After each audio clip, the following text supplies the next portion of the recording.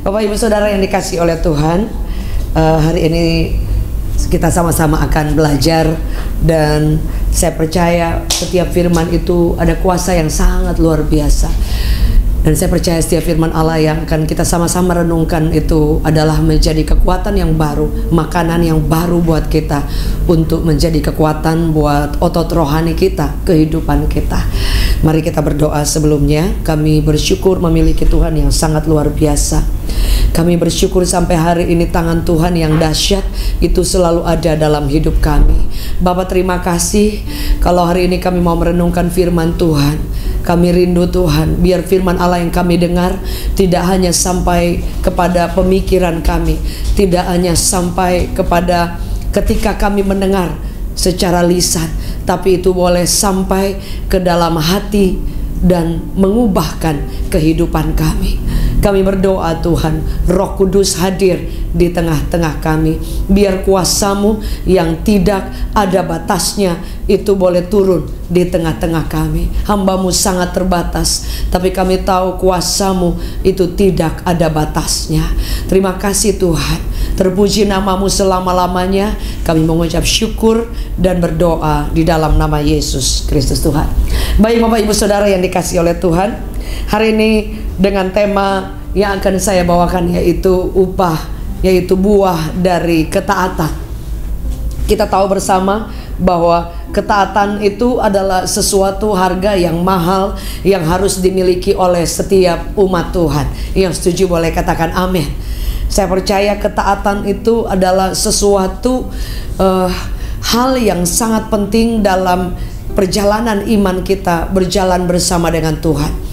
Salah satu arti dari ketaatan yaitu patuh, yaitu menuruti setiap apa yang menjadi peraturan, mengikuti dengan penuh, dengan penundukan diri yang penuh. Bahkan salah satu artinya yaitu percaya dan berserah penuh. Itu salah satu arti dari ketaatan.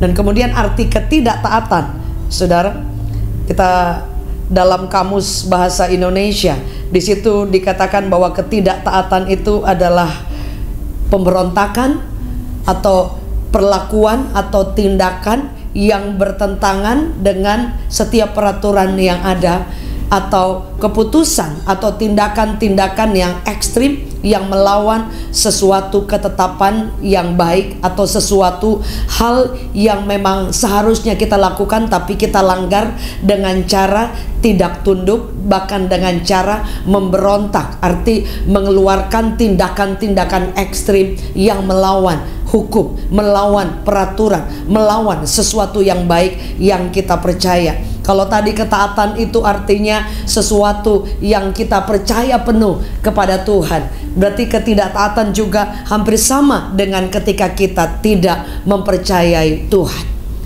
Dalam kehidupan kita, firman Allah berkata kita ini adalah hamba dan Tuhan itu adalah Tuhan kita.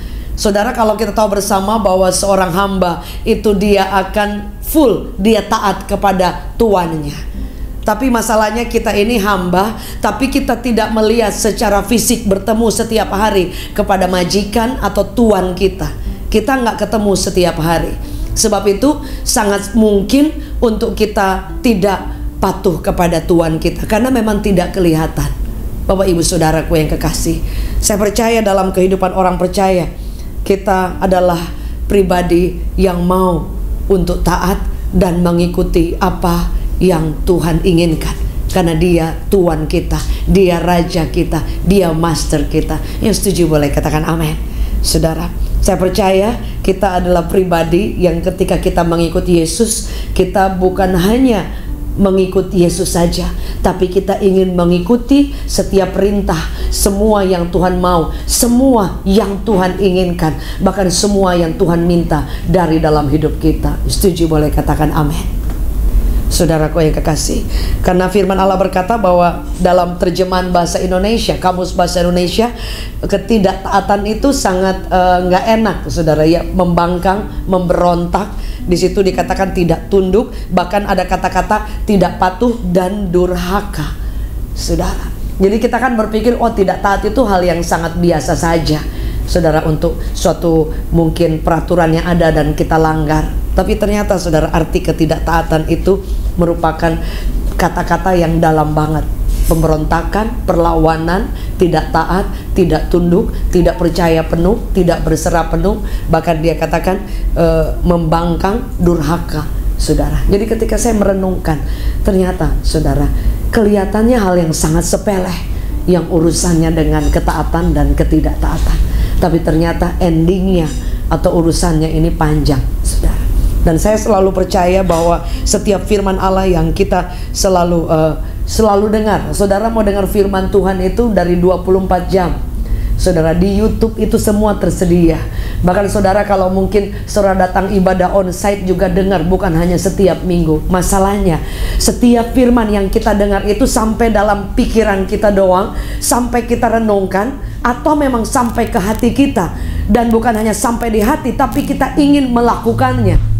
Sebab itu ada orang yang sangat bangga luar biasa, sudah berkali-kali baca Alkitab. Masalahnya, Anda lakukan nggak setiap firman?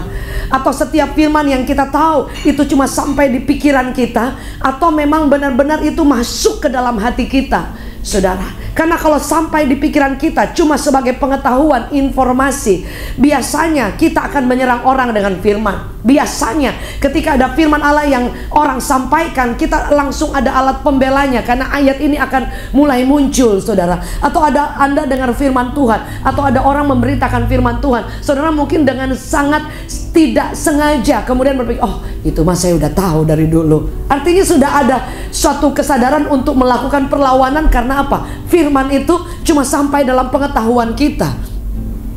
Padahal saudara, setiap firman Allah itu dikatakan dihembuskan oleh Roh Allah. Sehingga setiap perkataan ini, saudara kalau lihat, ini adalah buku yang biasa. Saudara, ini buku luar biasa. Tapi kalau cuman kata-kata doang, catatan doang, tidak diaplikasikan, tidak hidup dalam hidup kita. Ini dicetak, bahkan kalau saya tidak salah dengar, yang mencetak terbesar Alkitab itu adalah ateis, bukan Kristen. Tapi dia mencetak Alkitab sebanyak-banyaknya, karena memang itu kerjaannya dia, saudara. Jadi buat dia ini buku biasa saja.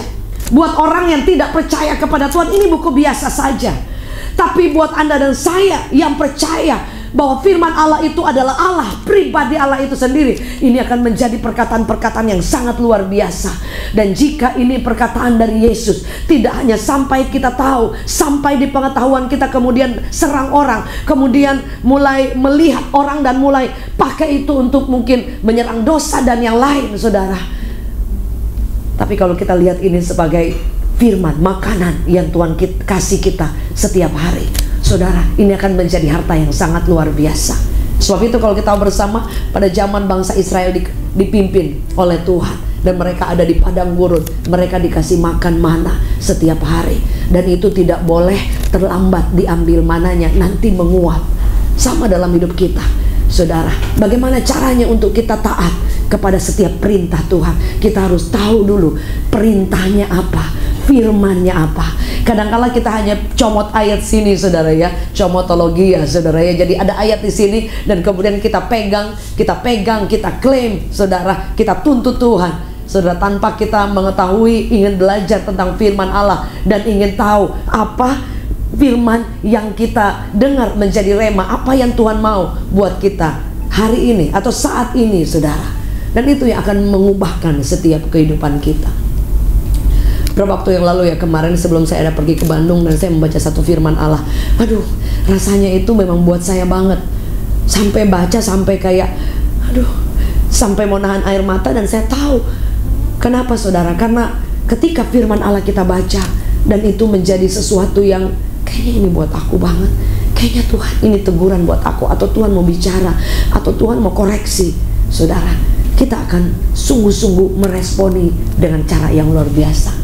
Sebagai contoh, ketika saudara ketemu dengan orang dan dia orang penting, dan orang ini sedang ngomong dengan kita empat mata, saudara, kalau dia orang penting, kalau dia orang hebat, kalau dia orang yang Anda respect, atau bahkan Anda idolakan, nggak mungkin ketika dia ngomong, saudara matanya kemana, pikirannya kemana sambil buka handphone. Saudara pasti akan memberikan perhatian, kasih waktu khusus. Saudara bahkan tidak melakukan kegiatan apapun, hanya bertatapan, hanya berusaha mendengar, bahkan mungkin mengiyakan sambil menghormati, respect, dan kemudian berusaha mencerna pertanyaannya atau share-nya seperti apa. Saudara, pernah nggak dalam hidup kita, saudara, kita memberikan perhatian kepada apa yang Tuhan perintahkan dalam hidup kita? Saudara, itu menjadi perjuangan setiap kita, karena kita ada di musim generasi tertunduk. Bahkan bukan hanya generasi, orang tua pun semua tertunduk, karena semua sibuk dengan handphone. Berita apa yang kita harus terima hari ini? Berapa banyak orang yang komen? Berapa banyak followersku hari ini? Apa yang terjadi di dunia media sosial? Oh, artis siapa yang kemarin barusan dibanting? Dan kita pengen tahu, saudara. Tapi berapa banyak kita pengen tahu, Tuhan, Engkau mau bicara apa hari ini? Engkau mau koreksi apa aku hari ini? Saudara, banyak kali kita memberikan waktu terbaik, yang paling banyak, yang premium time kita kepada informasi-informasi yang dunia mau berikan setiap hari. Tapi berapa banyak kita blok, saudara, pemikiran kita, dan kita tidak mau untuk merenungkan, memberi atensi yang sungguh-sungguh. Saya ketemu dengan beberapa ibu-ibu dan mereka sudah tahu jam-jam kapan akan muncul. Kalau masih pada zaman yang sebelumnya, bahkan sampai hari ini masih ada juga, kapan ini yang gosip-gosip, jam berapa, mereka udah tahu, udah siap di depan TV. Dan kita pun kita tahu mana berita-berita yang lagi viral, saudara, dan kita pengen tahu, bahkan jujur, sorry to say, saudara, kita mungkin pernah juga, saudara ya, yang kemudian satu hari scroll nggak berhenti, cuma pengen tahu, pengen kepo berita apa di luar. Tapi berapa di antara saudara yang kangennya luar biasa, pengen kepo, pengen scroll tentang firman Allah, supaya kita tahu apa yang harus kita lakukan, ketaatan apa yang harus kita kerjakan hari ini, yang Tuhan mau, saudara. Sebab itu kita tidak bisa taat kalau kita tidak tahu perintah Tuhan. Kita tidak bisa taat kalau kita tidak punya kerinduan ingin tahu perintah Tuhan. Saya percaya Bapak Ibu Saudara, kita semua sama, tidak ada yang berbeda. Kebetulan saya diberi kesempatan untuk share firman Tuhan, tapi tidak ada yang membedakan Anda dan saya. Kita sama, kita berjuang sama-sama, punya kekurangan, keterbatasan sama-sama, punya kelebihan di hadapan Tuhan, karena Tuhan memberikan kita, memperlengkapi dengan semua yang baik. Yang setuju boleh katakan amin. Tapi saya percaya yang membedakan satu dengan yang lain, yaitu keinginan, itikat kita, kepercayaan kita penuh kepada Tuhan, dan semua keputusan yang kita ambil untuk membuat hidup kita ini ada yang mengatur. Saudara, kita bisa mengatur hidup kita, tapi kalau kita memberikan 100% Tuhan mengatur hidup kita, Anda akan buka lebar-lebar untuk setiap koreksi. Anda akan buka hati lebar-lebar. Anda akan beri waktu yang waktu premium untuk Tuhan. Untuk Tuhan menjamah kita, untuk Tuhan recharge kita, untuk Tuhan mengisi kita dengan semua apa yang Tuhan mau, untuk Tuhan berbicara kepada kita. Saudara, nanti terakhir saya akan share bagaimana caranya untuk kita bisa berjalan di dalam ketaatan. Tapi yang paling pertama poin, bagaimana supaya kita boleh hidup mengerti apa yang Tuhan mau, supaya kita tahu ketaatan itu apa. Saudara, kita harus tahu perintahnya terlebih dahulu. Banyak orang baca, oh ya, diberkatilah engkau, lumbungmu, keluar masukmu, anak cucumu, kandunganmu, semua diberkati, yang kita pegang klaim itu. Tapi kita lupa, saudara, firman Allah berkata bahwa ketika engkau mendengarkan sungguh-sungguh perintahku dan melakukan, bahkan dikatakan dengan sungguh-sungguh dengar-dengaran, saudara, baru kemudian yang lain. Sebab itu kenapa kalau kita, saudara, tidak boleh iri dengan orang lain, karena saudara tidak tahu orang lain itu mati-matian dia kerjakan bagiannya, mati-matian dia hidup dalam ketaatan menyenangkan Tuhan, mati-matian dia buat waktu untuk Tuhan, mati-matian dia melayani Allah dan berusaha untuk menyenangkan hati Tuhan. Saudara, karena ketidaktaatan itu artinya pembangkangan, pemberontakan, saudara, suatu tindakan kita yang against the Lord, melawan Tuhan. Apa itu? Kadang kita berpikir itu hanya sesuatu yang kita sebut dengan dosa, padahal firman Allah berkata bahwa berhala itu adalah juga ketidaktaatan. Berapa banyak kita hobi, keinginan kita itu jauh lebih kuat, kita taruh porsi dalam hidup kita, dan kemudian Tuhan nomor sekian. Saudara, Kita ada di musim-musim di mana segala sesuatu tersedia di depan mata. Kita dilayani luar biasa dengan media sosial, dengan segala sesuatu. Tinggal klik satu tombol, semua pekerjaan, semua yang kita lakukan itu begitu sangat mudah. Tapi di saat yang sama juga dosa begitu sangat mudah untuk kita bisa masuk ke dalam setiap kita. Saudara, sangat berbahaya sekali. Saudara, saya percaya saudara lihat di handphone, bahkan dulu kan mungkin ya cuman karena ada orang punya komputer, ada orang ada iPad. Tapi saudara, anak SMP, anak SD, kalau dia punya handphone, dia bisa kemudian satu klik kemudian masuk ke dalam kehidupan dosa. Sangat mudah, saudara. Jadi kita ada di tempat-tempat yang sangat berbahaya, tempat-tempat yang licin. Saudara, Daud bilang, engkau menaruh aku di tempat yang licin. Seperti itu saudara dengarkan hari-hari ini, bukan orang-orang biasa yang jatuh, hamba-hamba Tuhan yang luar biasa, yang dipakai Tuhan, yang kaliber, yang sudah hebat luar biasa, urapan juga luar biasa. Karena kita sudah selalu mensinkronkan, kalau dia diurapi berarti dia hebat. Belum tentu saudara. Karena banyak orang diurapi tapi dia tidak punya kehidupan yang taat kepada Tuhan, kehidupan hari-harinya. Orang diurapi tapi mempertahankan, menghargai urapan itu, ada bagiannya. Setuju, boleh katakan amin. Kadangkala yang kita tahu orang diurapi, saudara, mungkin pada saat itu dia diurapi, dipakai Tuhan luar biasa, tapi hari ini hidupnya siapa yang tahu? Saudara, hanya dia dengan Tuhan.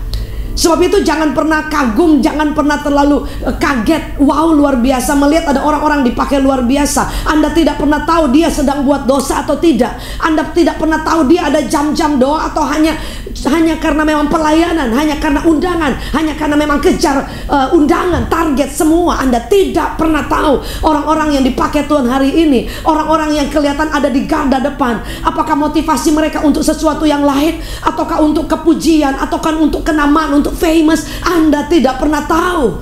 Sebab itu jangan pernah membandingkan hamba Tuhan ini hebat, hamba Tuhan itu biasa. Jangan saudara. Yang tahu itu adalah Tuhan dan setiap orang. Kita boleh melihat hal yang baik dan mungkin absurd, ambil yang baik, tapi jangan pernah memberhalakan hamba Tuhan.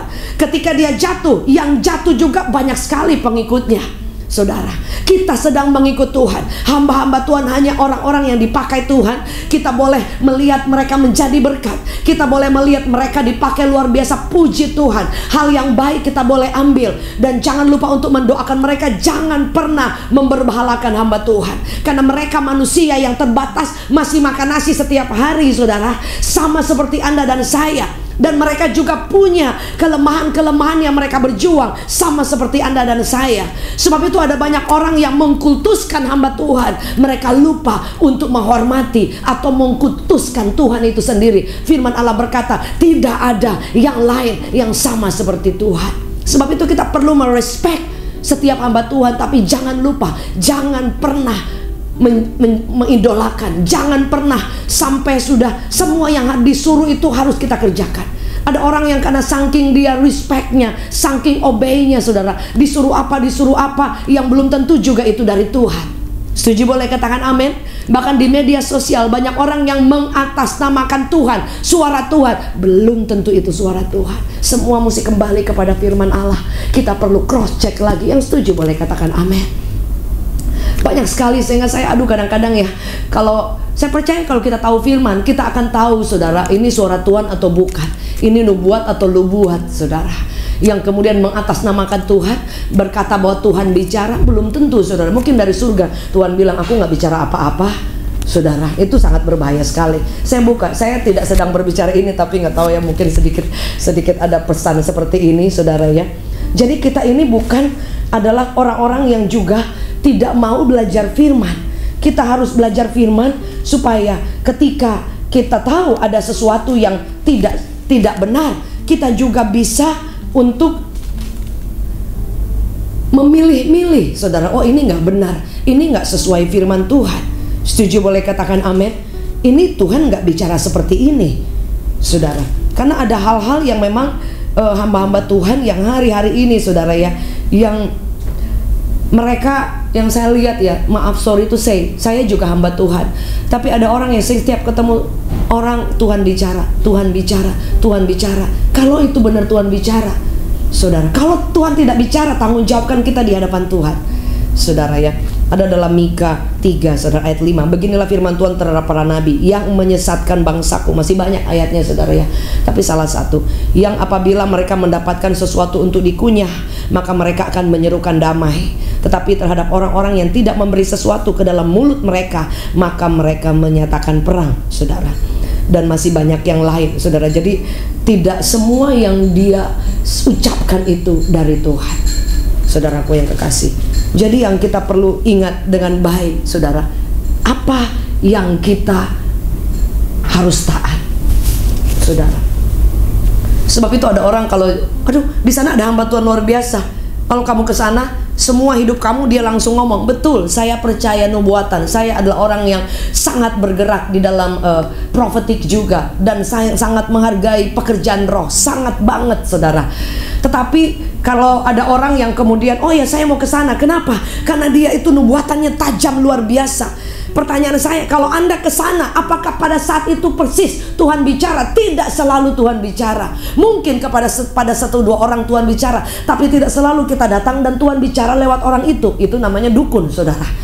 Karena Tuhan bicara tidak selalu sama. Sebab itu orang akan antri, akan datang. Saya dulu seperti itu. Tapi ketika saya tahu bahwa Tuhan bisa bicara lewat siapapun, lewat hamba Tuhan, lewat firman Allah, impresi kita saat tidur malam dapat penglihatan dan yang lain, atau kepekaan kita, Tuhan bisa bicara, dan yang pasti lewat firman Allah.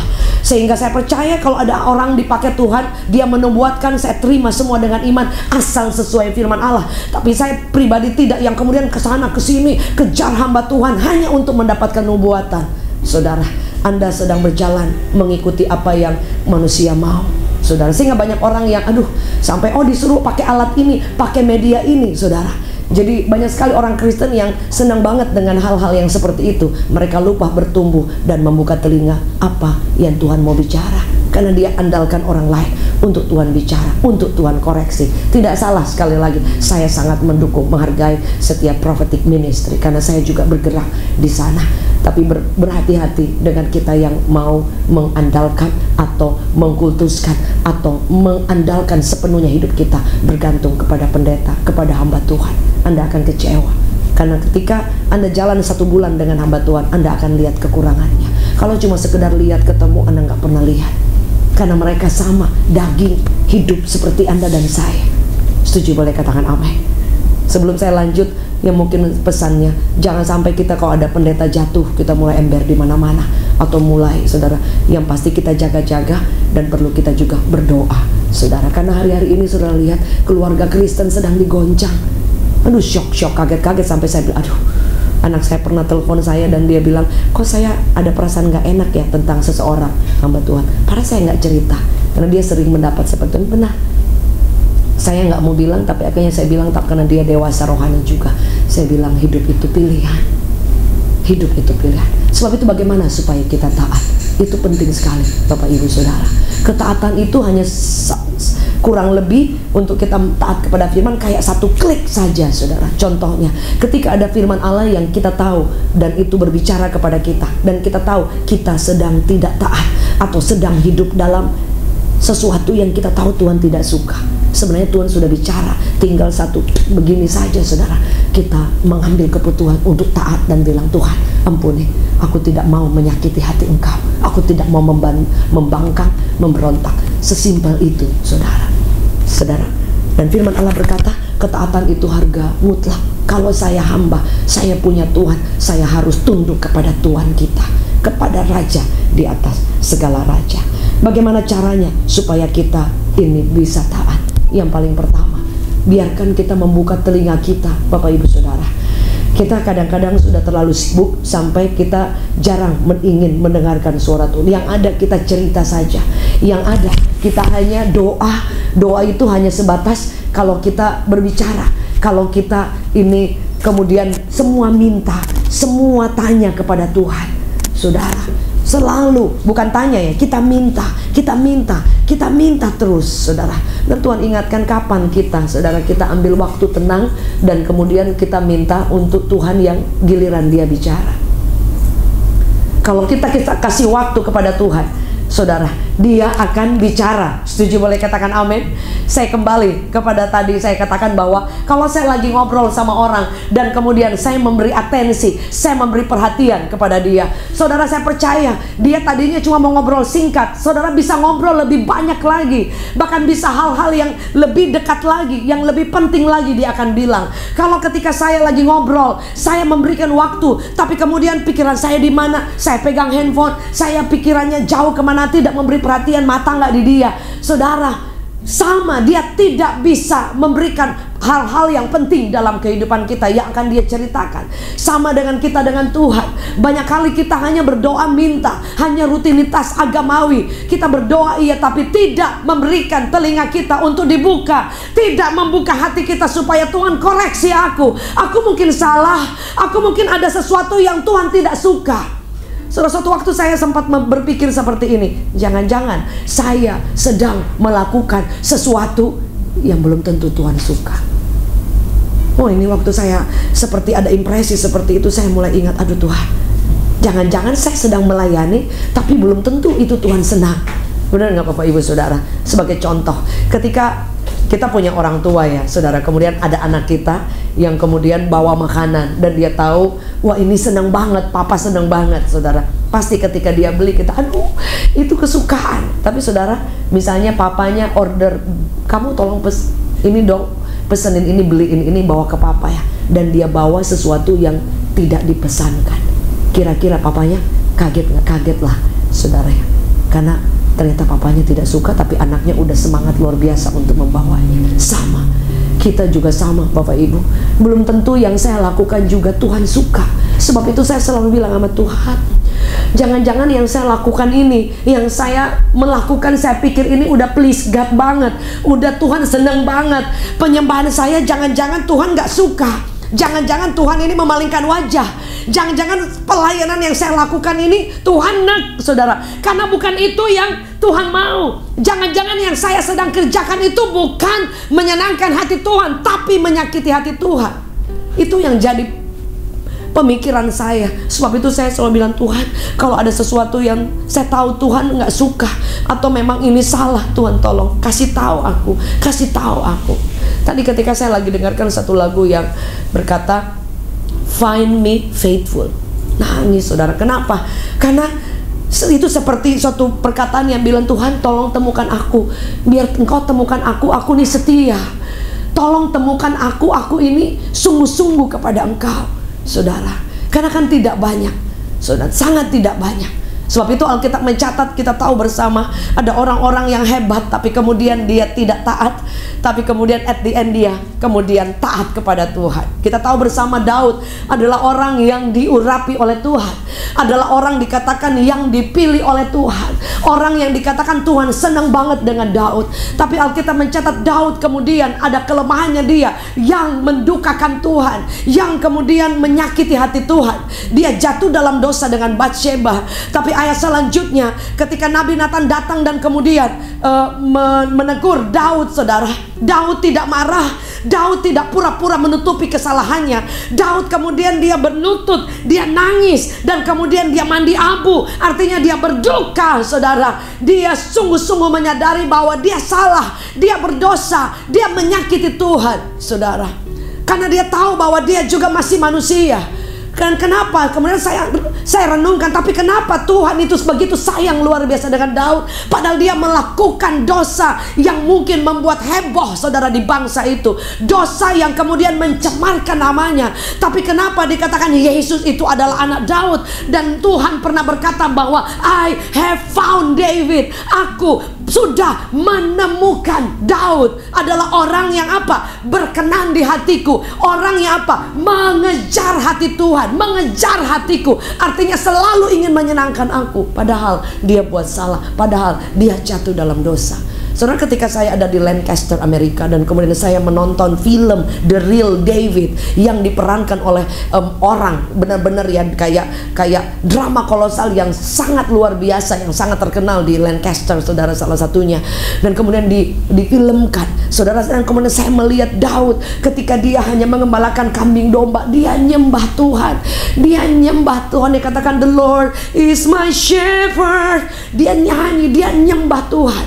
Dan kemudian ketika dia mengalahkan Goliat dan urapan Allah menyertai dia, dan kemudian pada waktu Tuhan dia kemudian dikuduskan, diurapi menjadi raja, sampai kemudian dia ada crown-nya dan dia menjadi raja yang luar biasa. Setiap dia pulang dia bawa crown, dia bawa kepala dari raja yang dia bunuh, dan kemudian disambut dengan pujian yang luar biasa oleh arak-arakan yang dahsyat.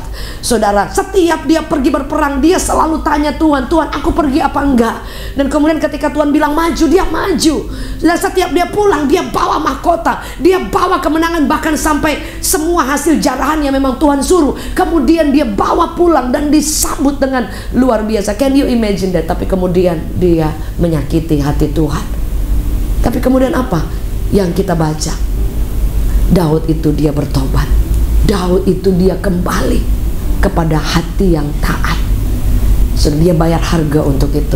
Sebab itu firman Allah berkata bahwa Tuhan itu bersemayam di mana, saudara?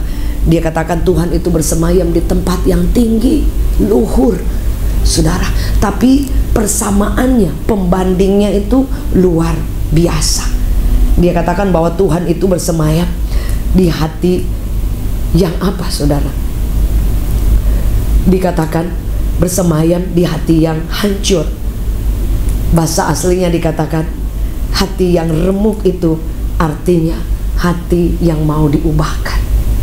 Daud dia bertobat ketika ditegur. Dia akui, dia nggak sembunyikan, dia nggak berusaha untuk menyalahkan orang, dia nggak berusaha untuk selimur ke sana ke sini. Dia bilang aku salah Tuhan, ampuni aku. Alkitab mencatat, saudara, Tuhan itu bersemayam bersama-sama dengan orang yang remuk hatinya. Amazing.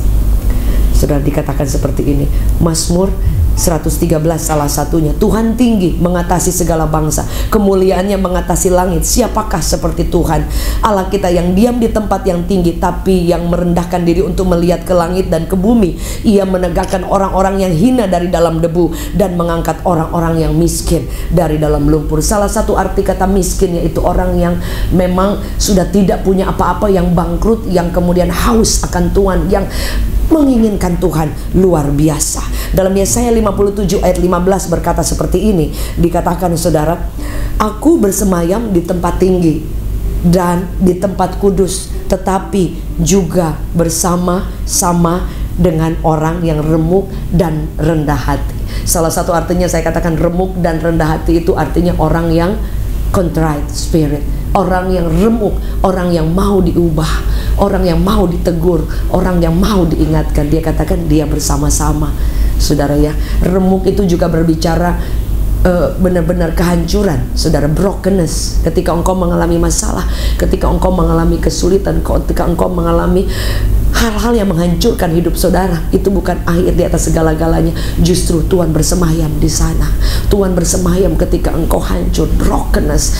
Tuhan bersemayam ketika engkau mengalami kekecewaan, ketika engkau mengalami keadaan yang membuat engkau rapuh, hancur, dan kemudian engkau merendah.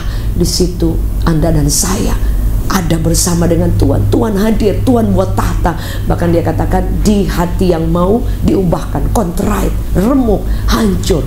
Saudara, dikatakan kalau dia ada bersemayam, artinya dia, apa yang kita perlu takutkan kalau dia ada bersama dengan kita? Saudara, ini yang membuat Tuhan sayang dengan Daud. Dia bertobat, berbeda dengan Saul. Kalau kita tahu bersama, Saul diangkat oleh Tuhan, dikatakan tinggi, perawakan yang luar biasa. Tidak ada orang yang pada zamannya seperti Saul, ganteng dan hebat sekali, diurapi oleh Tuhan. Tapi kita tahu bersama bahwa Saul itu kemudian ditolak oleh Tuhan. Saudara, Saul ditolak menjadi raja. Saudara, bayangkan orang yang pernah diurapi. Sebab itu jangan pernah, saudara, waduh orangnya luar biasa. Saudara, jangan pernah mengidolakan orang, idolakan Tuhan. Engkau tidak akan pernah kecewa. Setuju? Boleh katakan amin. Saul ini ditolak menjadi raja.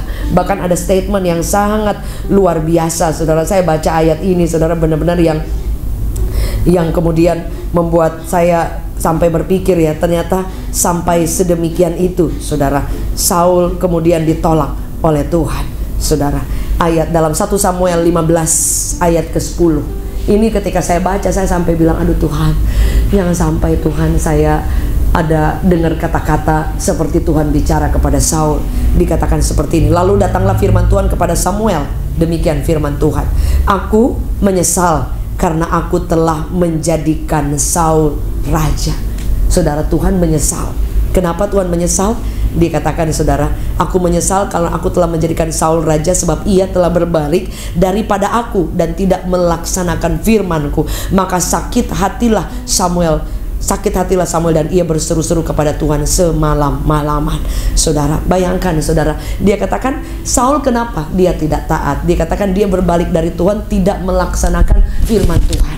Jadi kalau kita tidak melaksanakan firman Tuhan dan berbalik Allah dari Tuhan, membangkang, memberontak, saudara, jangan sampai kita dengar Tuhan bilang, aku menyesal telah mengurapi Saul. Saudara, artinya bahwa dalam tiba-tiba pun saudara, kalau Anda tidak taat, Anda sengaja bikin dosa, Anda tiap hari tahu itu dosa, bikin lagi, akan datang waktunya Tuhan memberikan mercy. Dia katakan belas kasihan itu selesai. Saudara, saya tadi dengar kabar ada seorang teman saya yang saya kenal lah dulu saudara ya, dan dia udah cinta Tuhan, dia tinggalkan hidupnya yang lama, maaf bicara, dia masuk dalam pergaulan homoseksual, tapi dia tadinya cinta Tuhan, tapi kemudian setelah itu dia balik lagi kepada Tuhan.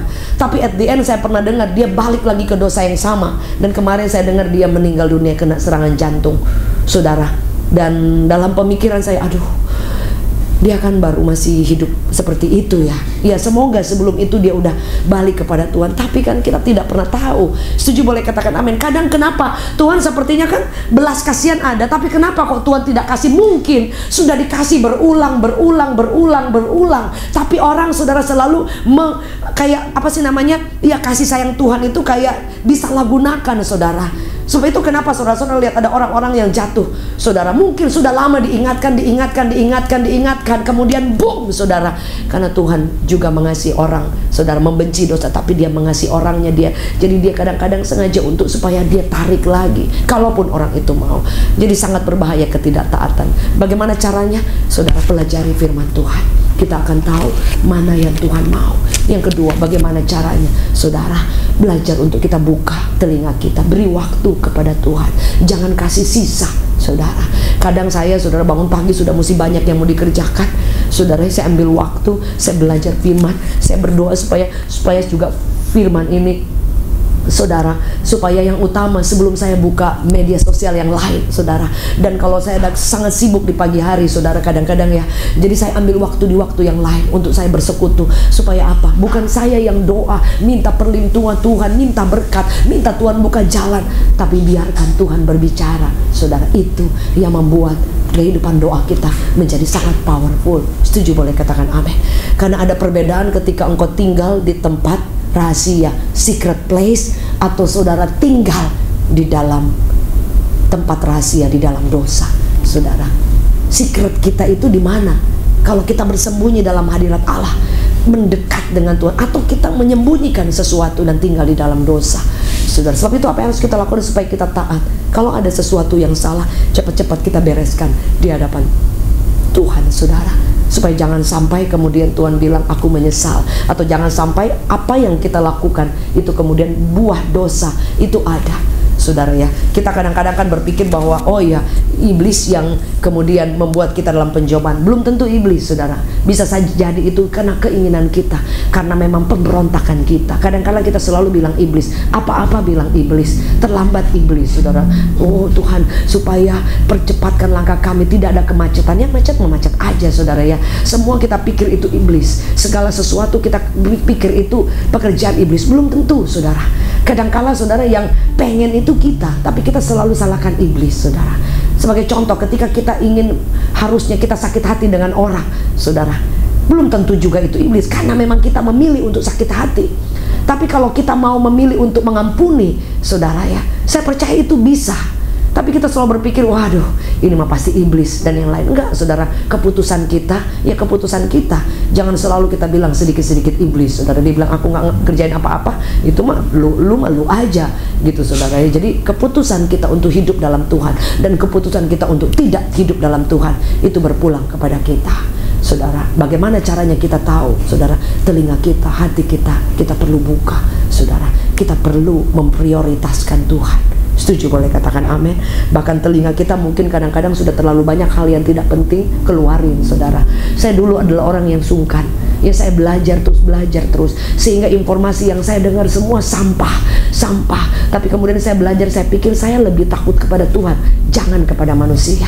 Sehingga semua informasi, hal yang tidak penting, yang melemahkan, hal-hal yang sampah itu, saya kalaupun dengar ya udah nggak usah diinin lagi. Supaya apa? Nggak drop, supaya kita nggak jadi dosa, supaya kita jahat tadinya mau taat jadi nggak taat, saudara. Benar nggak? Hari-hari ini kita ini, saudara, hanya urusan orang. Saya pikir saya mulai mengambil keputusan. Saya bahkan Bapak Ibu Saudara ya, hanya orang-orang yang dekat yang saya pikir yang ada di circle kita perlu jaga, saudara. Karena ketidaktaatan itu bisa juga penyebab dari pergaulan.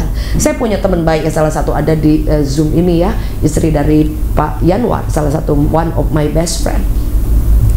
Jadi saya tahu ada orang-orang yang memang ada dalam circle saya, saudara, dan itu saya bikin. Ada orang yang kita ketemu di luar itu hanya kita tahu, kita kenal, tapi untuk lebih dekat lagi itu perlu waktu, saudara, perlu tahunan, saudara. Kadang kita buka semua hidup kita kepada semua orang, saudara ya. Jadi mau orang seperti apapun ya itu kita welcome. Betul, kita baik dengan semua orang. Tapi untuk ada dalam circle yang dekat ini, saudara, kita perlu minta tuntunan Tuhan. Karena banyak kali dengan salah bergaul, saudara, Anda selesai. Banyak kali dengan salah bergaul Anda terpeleset di jalan. Banyak kali dengan salah bergaul Anda dan saya buang waktu banyak untuk sesuatu yang tidak penting. Setuju, boleh katakan amin. Ada orang yang dia ketemu ngobrolnya tentang firman, ngobrolnya tentang hal yang positif, ngobrol itu memberi semangat, dukungan, sukacita, berkat-berkat. Ada yang kita ngobrol, ada nilai, ada value. Tapi ada yang kita ketemu orang, isinya kepahitan, isinya ngomongin orang, isinya hal yang negatif, isinya melemahkan, munak juga, dan yang lain. Yang kemudian kita udah bangun waktu, wasting time dengan orang tersebut, tapi orang juga tusuk dari belakang, tidak ada hal yang positif. Itu keputusan kita. Kemudian saya tadinya sungkan, saya mulai membangun hubungan yang sehat. Hubungan yang tidak sehat yang saya tahu akan membawa saya mungkin kepada dosa, kepada hal yang kemudian menyeret kita. Karena firman Allah berkata, pergaulan yang buruk itu merusak kebiasaan yang baik. Sehingga saya mulai berpikir, saya harus mulai jernih. Saya minta tuntunan Tuhan. Apa, dengan siapa saya bergaul itu menentukan. Kita perlu turun kepada semua orang. Saya bergaul dengan semua, dengan banyak orang. Mau dari orang siapa, orang yang kelihatan kecil, orang yang nggak dipedulikan orang, saudara, atau orang yang jatuh, orang yang lemah, orang hidup dalam dosa. Saya bergaul, mengulurkan tangan, menolong mereka.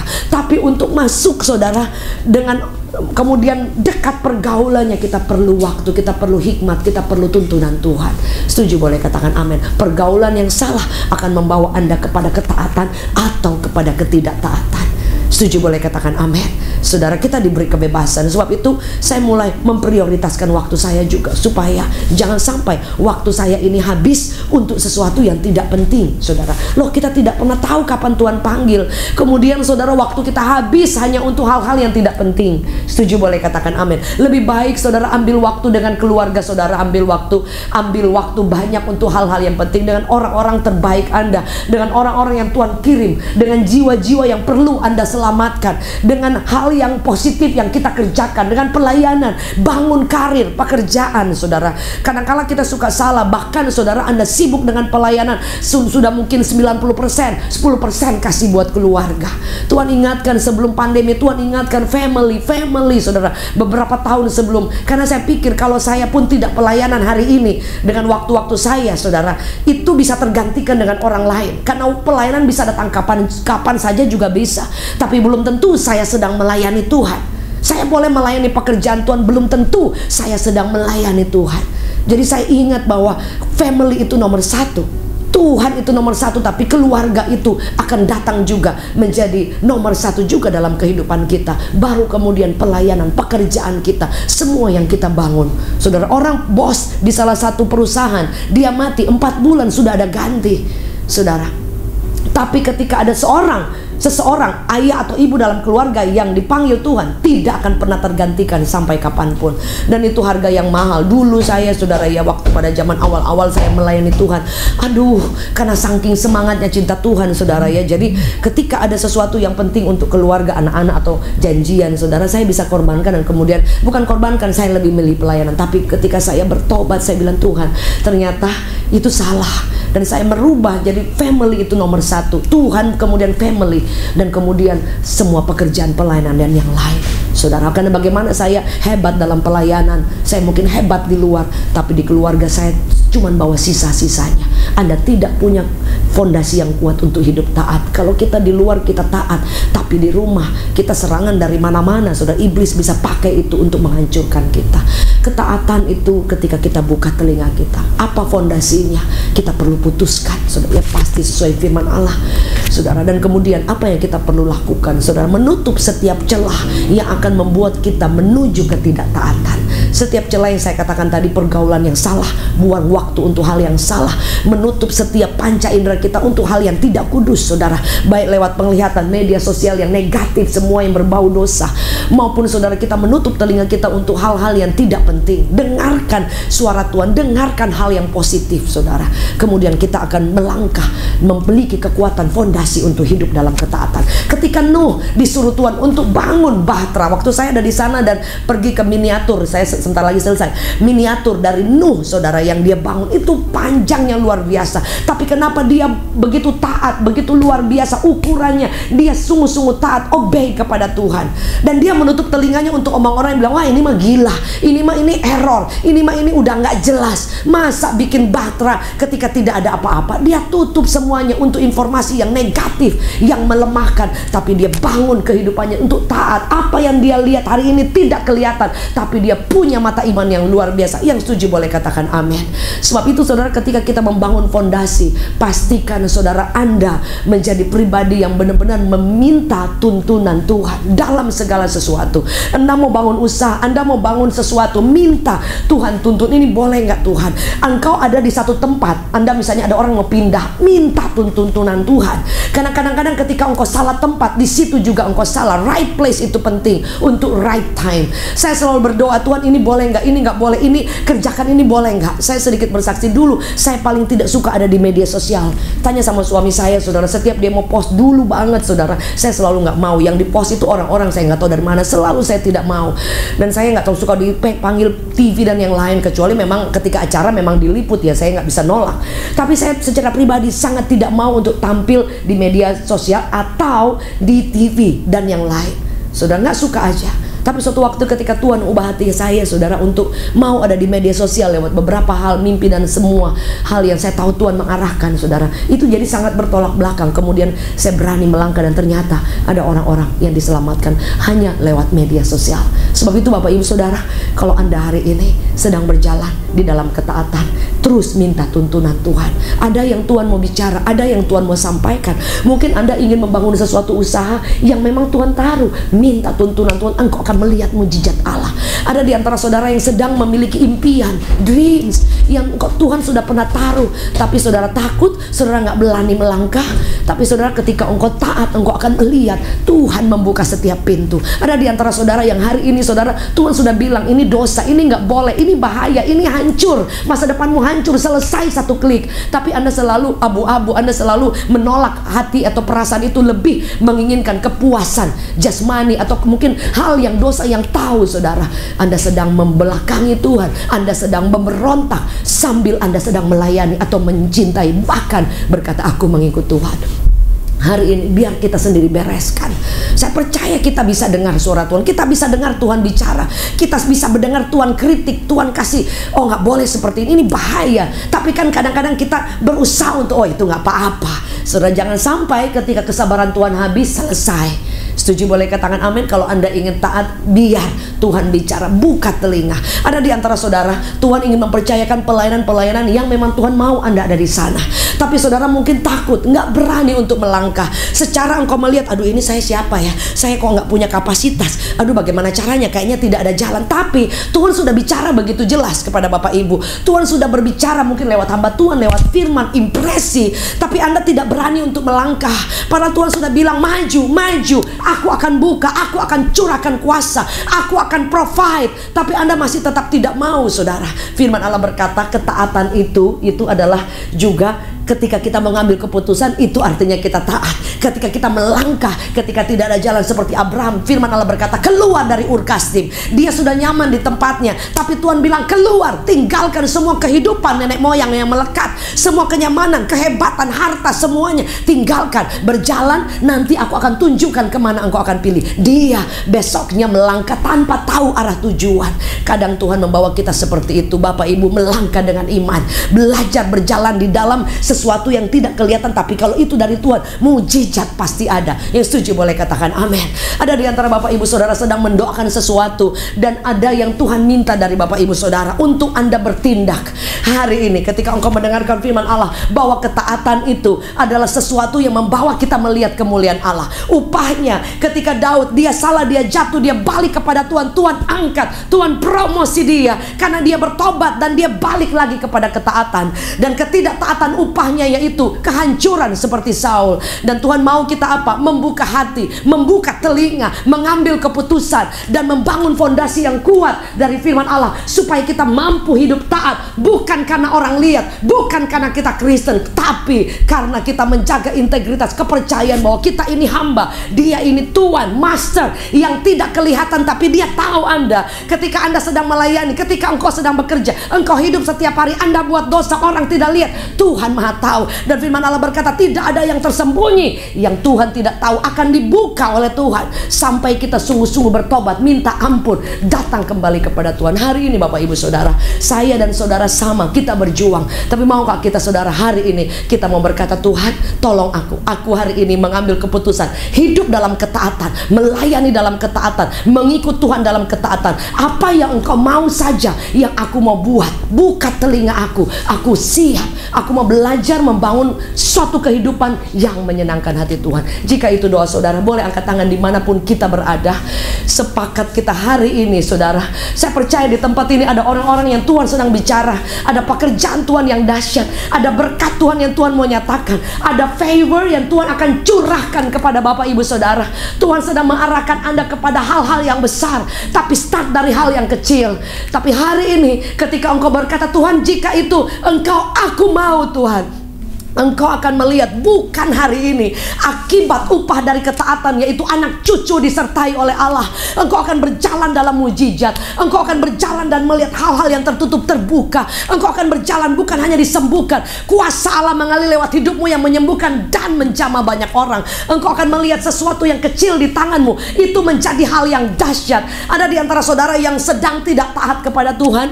Engkau sulit sekali untuk, engkau terikat dengan uang, engkau takut sekali untuk menabur, memberi persembahan ataupun melakukan sesuatu, engkau terikat ketakutan yang luar biasa. Tapi Tuhan mau engkau menaruh percaya untuk belajar, untuk menabur, belajar untuk berlangkah saudara, dan mempercayai bahwa Tuhan yang pegang seluruh hidup kita, seluruh keperluan kita. Alkitab mencatat, Paulus bilang Tuhan itu kaya, dia mempertemukan semua keperluan kita dengan kekayaan surga. Tapi hari ini kau mau berkata, Tuhan ampuni, aku selalu hitung-hitungan dengan engkau, tapi hari ini aku mau belajar taat, aku mau belajar menghargai engkau. Dan di situ engkau akan melihat tangan Allah, keran, semua link jalur yang daripada Tuhan, pipa dibuka ketika engkau belajar melangkah. Engkau kadang-kadang hitung-hitungan, tapi engkau mau belajar mendoakan orang, care tentang orang lain, menguatkan orang. Hidup bukan hanya untuk diri sendiri, tapi hidup buat orang lain. Yang setuju boleh katakan amin. Kami angkat tangan kami. Mulai hari ini kami tahu bahwa kami tidak boleh bangga kalau kami Kristen atau kami melayani Tuhan, tapi kami harus bangga kalau kami ini mengasihi Tuhan. Kristen mengasihi dan percaya kepada Tuhan dan taat kepada Tuhan, bukan sedang melayani atau mengikut Tuhan atau menjadi Kristen tapi sedang tidak taat atau hidup dalam dosa. Hari ini kami bertobat, minta ampun Tuhan. Engkau yang terangi hati kami, bicara kalau ada yang salah, ada yang kurang, supaya kami mau berubah seperti Daud, beremuk hatinya, jiwanya, bertobat, mau diubah, mau dituntun, contrite spirit, supaya kami tidak mau hidup dalam dosa dan ada akibat dosa, tapi kami mau hidup dalam berkat, dalam dalam ketaatan yang membawa kepada kemuliaan Allah. Buka telinga kami, buat kami janji untuk ada waktu untuk Engkau, ada waktu doa kami, ada waktu kami bergaul, bangun hubungan dengan Engkau. Dan kami tahu kami akan mendengarkan suara, hati kami akan peka kepada Engkau. Dan ajar kami untuk menjaga, membangun fondasi yang kuat dalam, supaya kami memiliki ketaatan, yaitu dengan menjaga pergaulan, menjaga semua yang keluar masuk lewat panca indera kami, menjaga hati kami, supaya kami boleh ada dalam jalurnya Tuhan, dan kami selalu dalam tuntunan Tuhan, right place, right timing, dan hidup kami hanya untuk menyenangkan hati Tuhan, tidak menyakiti hati Tuhan. Terima kasih yang berdoa. Ada di antara kami yang sakit, kesembuhan sedang terjadi. Di antara kami ada beban berat, Tuhan sedang menjamah, memberi kekuatan sehingga kami keluar sebagai pemenang dan lihat kemuliaan Allah. Mulai hari ini kami berjanji untuk hidup taat, mencintai Engkau, dan kami tahu ada upah, kemenangan, sukacita, promosi, berkat. Bahkan Engkau berkata, Engkau Tuhan menemukan kami seperti Engkau menemukan Daud, orang yang mengejar hati Tuhan, orang yang menyenangkan hati Tuhan, dan diurapi, disertai dengan kuasa yang dahsyat. Kami mengucap syukur, kami percaya mulai hari ini kami lihat semua yang baik yang surga punya, tidak ada yang dapat menahannya ketika kami hidup dalam ketaatan. Demi nama Yesus kami ucap syukur, seumur hidup kami melayani Engkau Tuhan kami. Kami hamba-Mu, kami mau taat dan mengasihi Engkau. In Jesus name, semua yang percaya sama-sama katakan amen, amen, amen.